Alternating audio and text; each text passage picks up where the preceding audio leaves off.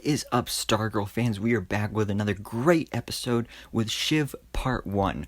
But, of course, before I get into this episode in detail, just a quick spoiler warning here. So, of course, if you have not yet seen this episode, then go ahead and check it out. It's for free on the CW app.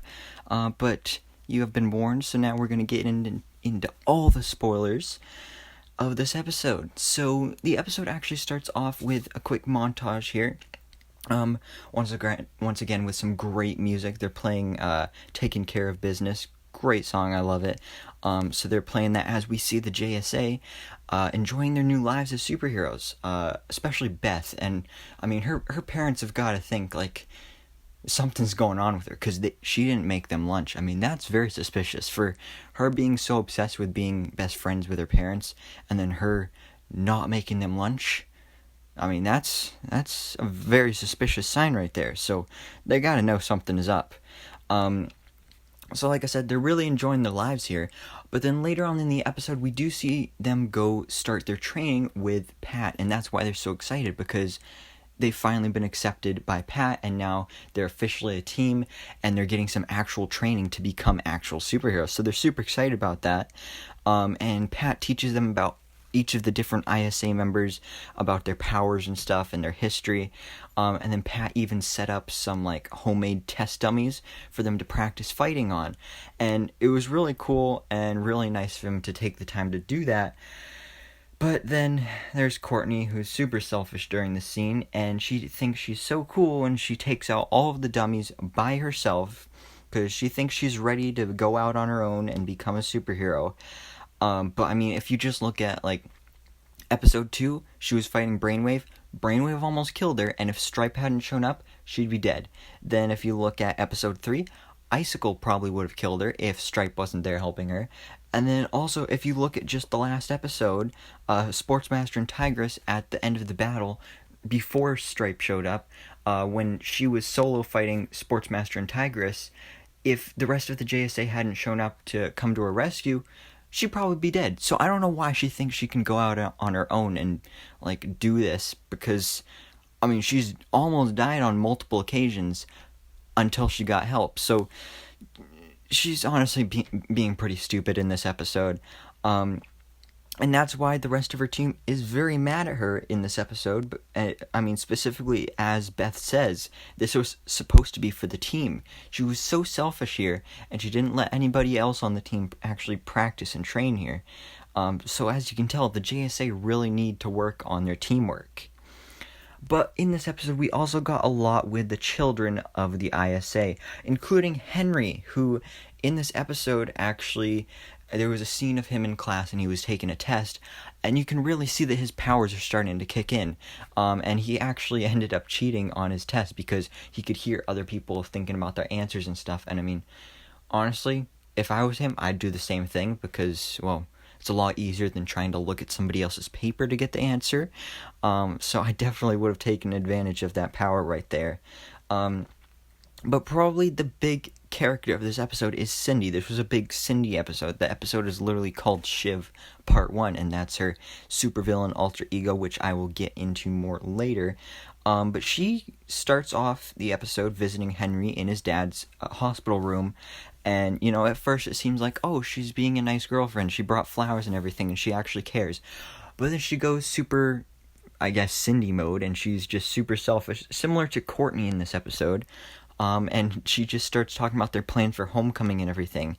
But then later in the episode, we also find out from Beth why Cindy's actually so mean, because apparently in 4th grade, you know, up until 4th grade, she was like a nice girl. She was very nice. But then her mother died, and then she went from the nice list to the naughty list. So she's on Santa's naughty list now. But yeah, so she kind of just snapped, I guess. And then we do find a little bit more about her mother when we see her meet up with Dragon King, which is her father, if you didn't know yet.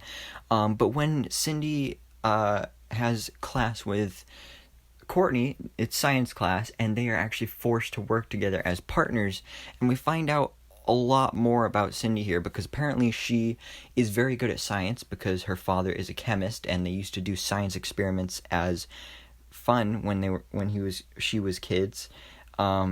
So then she and Courtney surprisingly really bond during this moment and during this scene, and they actually kind of become friends. And then Cindy suggests they go hang out on Saturday night instead of going to the homecoming dance.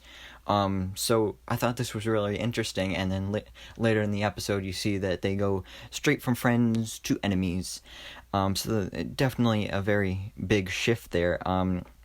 But when Cindy first gets home, her family life is very, let's just say it's unusual and very strange, because her stepmom, because apparently her father remarried twice, so this is her second, actually her third mom, her second stepmom, and she's very much in complete control because her stepmom is scared of her.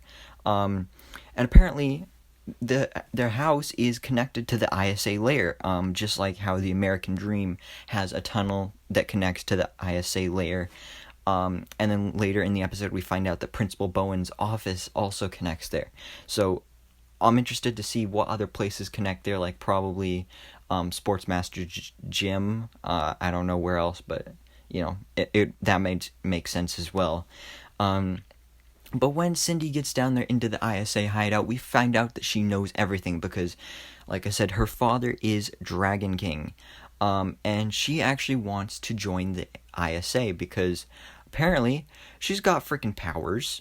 She can make this like spike, or Shiv as she goes by, come out of her wrist, similar to Wolverine, except instead of 3 claws, it's only one, like really big, thick one. So just as dangerous. But during this scene here with the Dragon King, we also find out her motives, and that she's not dating Henry because she wants to. She's only dating him because they may need Henry and his powers if they aren't able to wake up Brainwave. So that's really interesting there, and I did not see that coming at all. I figured, she's the popular girl, she probably just wants to date the popular football guy. But she's just completely using him, and she doesn't like him at all. So that was really interesting there. And then we get some more other stuff with Cindy later in the episode. But now I'd like to talk about the homecoming game, where we see Pat, Courtney, and Mike. They're all there at the homecoming game while Barbara is working.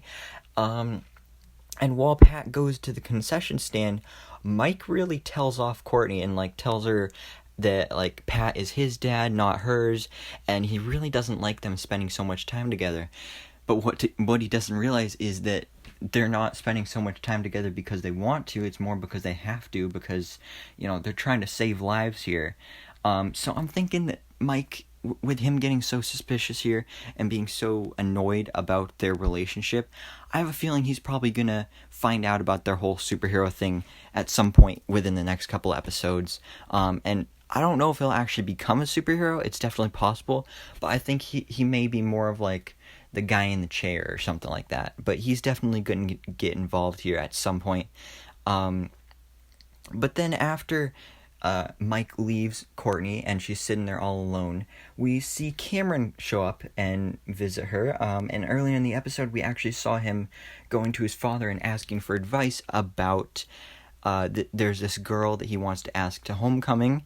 But he doesn't know how to. And then I thought it was really interesting how Jordan brings up how he got together with Cameron's mother, and he was like, oh yeah, there was this other guy that was trying to pursue her, so I just killed him. And it was played off as just a joke. Cameron thought it was funny, but it's not funny because it's not a joke. He actually killed that guy. So that's violent.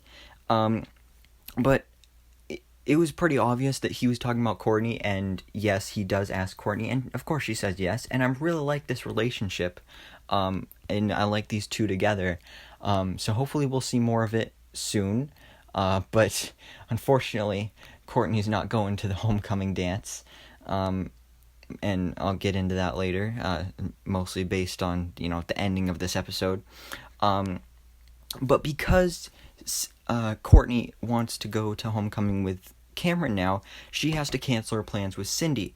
So she goes to talk to Cindy, and then Cindy's like, no, you had one chance, now their friendship is basically over.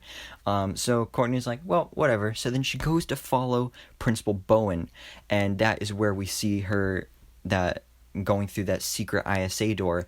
And while that is happening, Cindy went back to her father's lab, and on the security cams, she can see that Stargirl is there in the school. So she grabs this super suit thing that was mounted on the wall, along with like this staff with a dragon thing on it. And then basically, Shiv is born. So then there's this giant battle between Stargirl and Shiv. And I really love Shiv's costume here. It's very accurate to the comics, so I really love that. Plus, I mean, her staff, first of all, it looks cool because it's got a dragon head on it, but then it actually breathes fire, so that's just amazing. But then a really cool actual power that Cindy has is that we see Courtney blast Cindy in the face with her cosmic staff, which, usually would have killed someone, but when her face gets all burned up and we see like these cybernetic parts kind of from Cindy's face, and then it automatically just like heals back to normal. So that's pretty crazy. And then Cindy actually almost comes out victorious here because there was nobody else to come in and save the day, just like in those other episodes. But then Janitor Justin shows up here, who we saw earlier in the episode when he went into his janitor's closet. He has a sword, plus he's got this calendar with like a Pegasus or a horse on it, and he's got like this medieval goblet. So he's talking super medieval and knightish. And so then he shows up with his sword and basically saves Courtney. So that's great. And I actually think that he is the Shining Knight, which is a character from the comics, who was a former member of the JSA. So I'm guessing that he was a part of the JSA, but then he like left the team before there was that night where they all died because of the ISA. And in this part, we see Pat showing up later after Janitor Justin left. And when Pat arrives, we see this one last shot of Janitor Justin, and then you just hear him utter that one word, Stripesy, and then like in that same accent, like he has an Irish accent, I think, so that was really hilarious, honestly. So I love that. But this is obviously making it clear that Janitor Justin was part of the JSA at one point, so that's really supporting my theory that I have there. And as I've been saying in all these episode reviews, like he's got to be involved with the JSA here. But then the episode ends with Pat literally exposing Courtney's identity when he runs into the gym and finds her lying there on the ground, and then she just keeps yelling out her name, Courtney, Courtney. Like, no, Pat, you should know about this by now. Like, Cindy was literally lying there on the ground right next to Courtney the whole time as Pat got in there and was yelling Courtney's name.